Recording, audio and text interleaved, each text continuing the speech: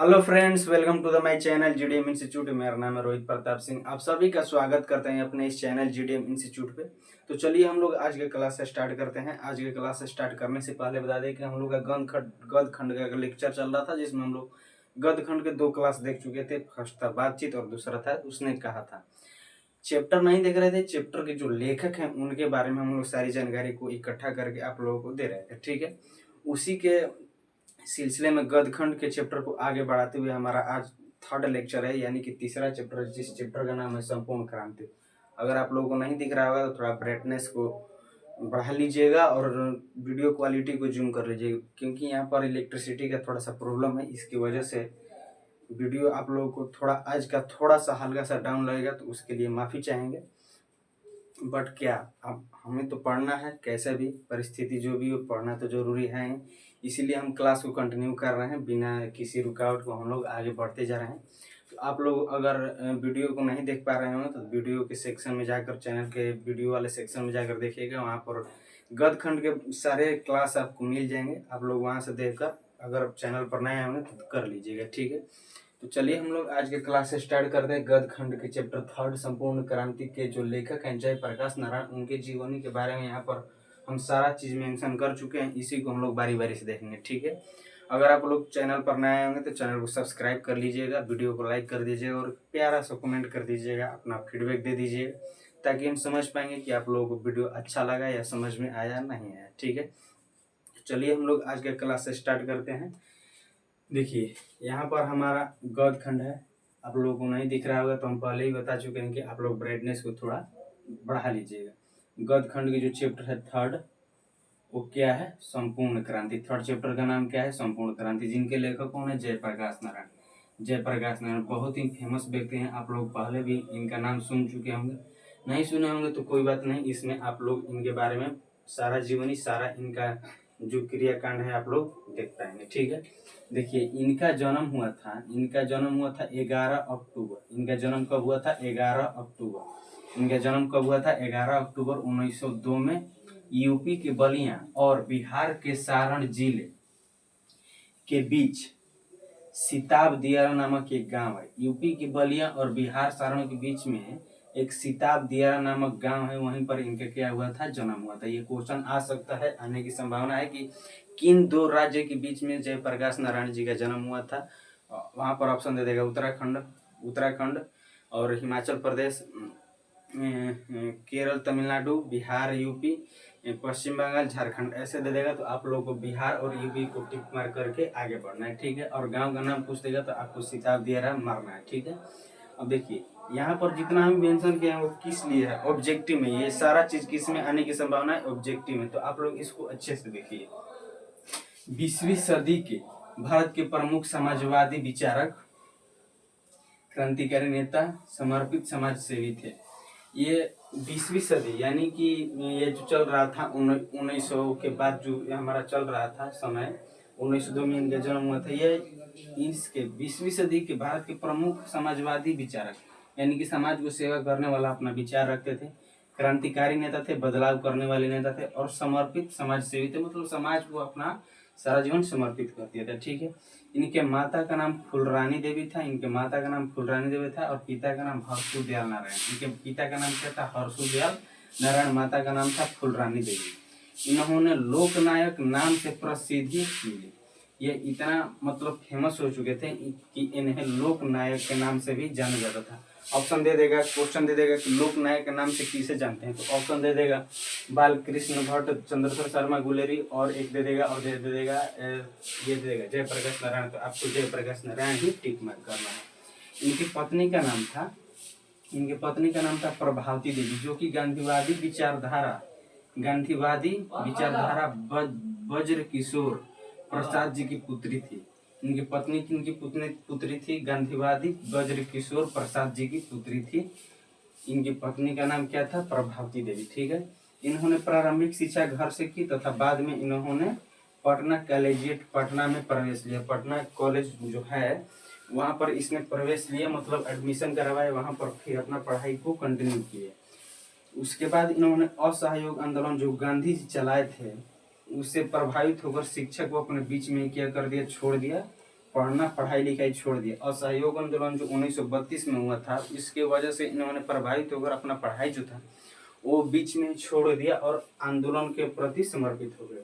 फिर 1922 में कब 1922 में क्वेश्चन आ सकता है कि 1922 में जयप्रकाश नारायण जी कहाँ गए? तो अमेरिका, लंदन, रूस और ब्रिटेन दे देगा। तो आप लोग को यूएसए यानी कि यूनाइटेड स्टेट ऑफ अमेरिका यानी कि शॉर्ट में नॉर्मल में दे देगा अमेरिका। तो आप लोग को अमेरिका टिक मार्क करना, यहाँ पर मेंशन किए हुए हैं, आप लोग देख लीजिएगा। 1922 में कहाँ गए थे? अमेरिका गए थे। अमेरिका जा कैलिफोर्निया, यहाँ वहाँ का डिस्ट्रिक्ट है कैलिफोर्निया, वर्कले, विस्कसन, वांगिस्टन मेडिसिन में अपनी कॉलेज के अध्ययन किए। ये सब कॉलेज में अपना किया इन्होंने पढ़ाई किया। उसके बाद इन्होंने मार्क्सवादी तथा समाजवादी की शिक्षा ग्रहण की। समाजवादी और मार्क्सवादी क्वेश्चन दे देगा आप लोगों से कि अमेरिका जाकर इन्होंने किसकी पढ़ाई की, तो वहां पर आपको टिक मार्क करना होगा मार्क्सवादी और समाजवादी, ठीक है। उसके बाद 1979 में इनका देहांत हो गया, इनका डेथ हो गया। ये मतलब यहाँ से चल बसे, धरती से विदा हो गए 1989 में। यानी कि इनका जो जीवन काल था वो कितने वर्षों का था? 77 साल का।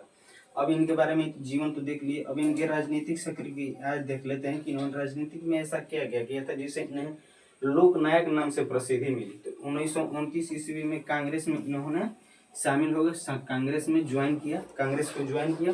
1932 में असहयोग आंदोलन के दौरान जेल गए। 1932 में गांधी जी के साथ असहयोग आंदोलन के दौरान इन्होंने कहाँ गया? जेल गया। कांग्रेस के अंदर ही कांग्रेस सोशलिस्ट पार्टी, एक पार्टी है कांग्रेस सोशलिस्ट पार्टी का, इन्होंने गठन में महत्वपूर्ण भूमिका निभाई, साथ दिया। कांग्रेस के अंदर ही कांग्रेस सोशलिस्ट पार्टी के गठन में इन्होंने क्या किया? भूमिका निभाया।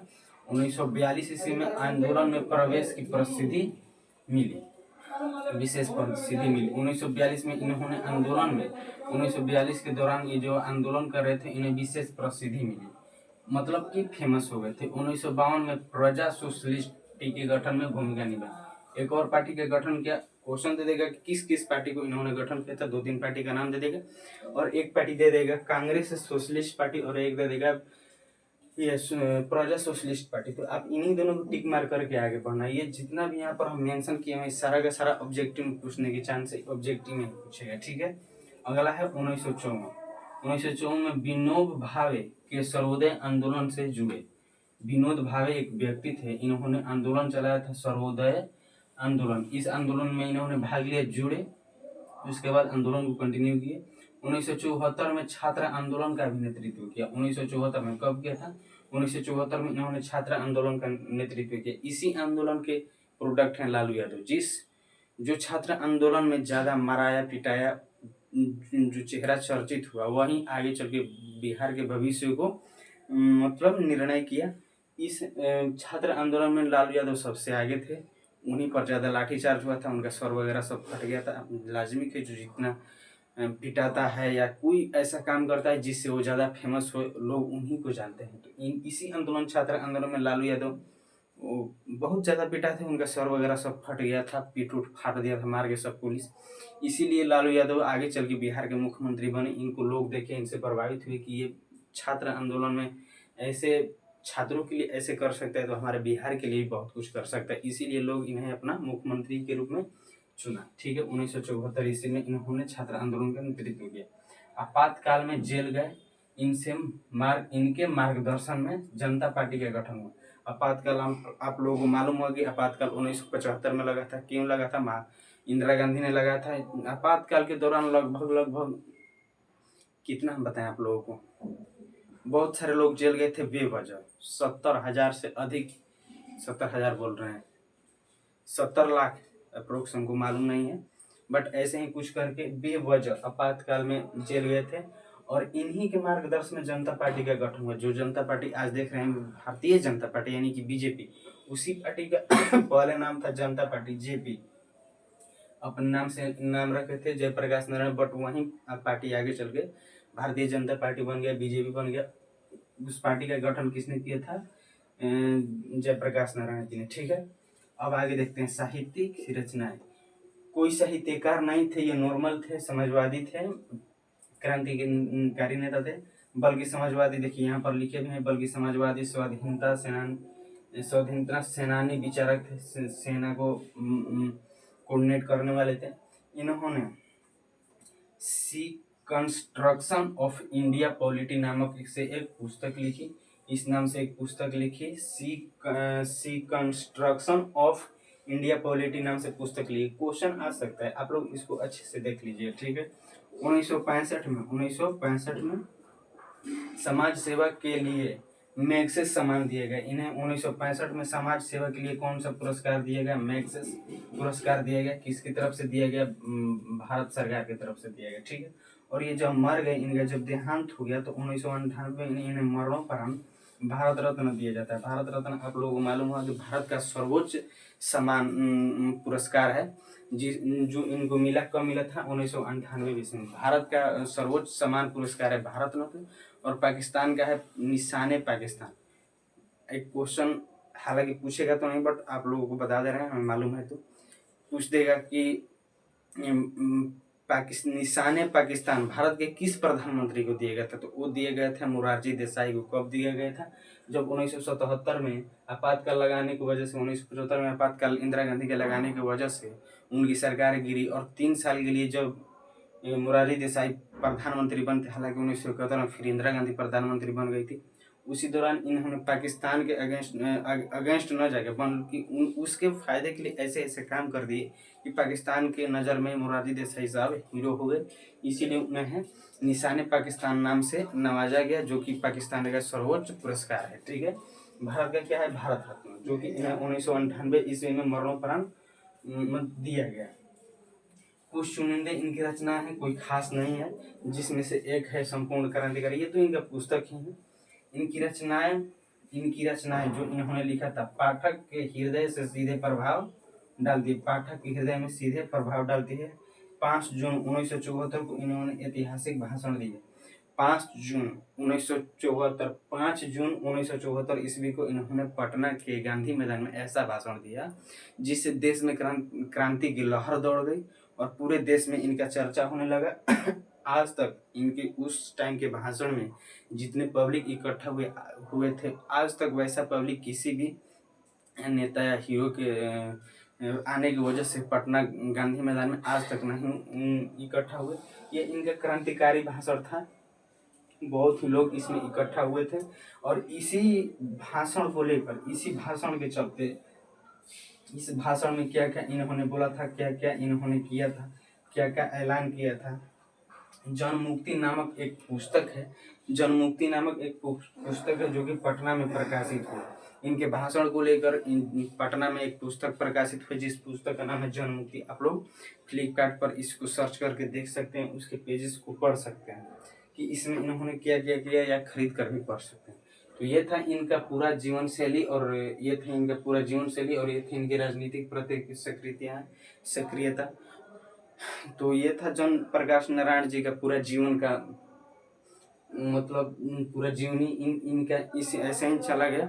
तो ये इनको मरणोपरांत भारत रत्न दिया गया। हालांकि ये अच्छे व्यक्ति थे, आप लोग इनके बारे में यूट्यूब पर भी सर्च करके देख सकते हैं कि जन प्रकाश नारायण इतना लिख कर सर्च कीजिएगा तो इनके बारे में बहुत सारा वीडियोस, आपको फाइल्स वगैरह PDF मिल जाएगा, आप लोग पढ़ लीजिएगा। अगर और जानकारी चाहिए तो, नहीं तो इतना तो मोर देन सफिशिएंट है। आपके बोर्ड एग्जाम से इसके अंदर से ही आएगा, इनके बाहर से नहीं आएगा। तो ये था संपूर्ण क्रांतिकारी के लिए जयप्रकाश नारायण जी के बारे में सारा इन्फॉर्मेशन। तो आप लोगों को कैसा लगा, समझ में आया नहीं आया? समझ में क्या आया होगा, इसको तो याद ही करना होता है। हिंदी को हम पहले ही बता चुके हैं कि समझना नहीं रहता, केवल और केवल याद करना रहता है। तो आप लोग इसको देखिए अच्छे से, और वीडियो अच्छा लगे तो लाइक कर दीजिएगा, एक प्यारा सा कमेंट कर दीजिएगा, और अपने दोस्त साथी के साथ शेयर वगैरह कर दीजिएगा। और वीडियो को चैनल को सब्सक्राइब जरूर कीजिएगा, ठीक है। आप लोग सब्सक्राइब नहीं करते हैं, आगे बढ़ जाते हैं, तो सब्सक्राइब करना ना भूलिएगा, ठीक है। और वीडियो क्वालिटी थोड़ा डाउन हो तो आप लोग ब्राइटनेस को अपने फ़ोन का बढ़ा लीजिएगा, क्वालिटी को भी थोड़ा सा अप कर लीजिएगा, और देखिएगा तो आप लोगों को अच्छा आएगा, बिल्कुल ही आएगा, ठीक है। तो चलिए आज के लिए इतना ही रहने देते हैं, मिलते हैं नेक्स्ट क्लास में। तब तक हमारे साथ जुड़ने रहने के लिए बहुत बहुत धन्यवाद। Bye bye.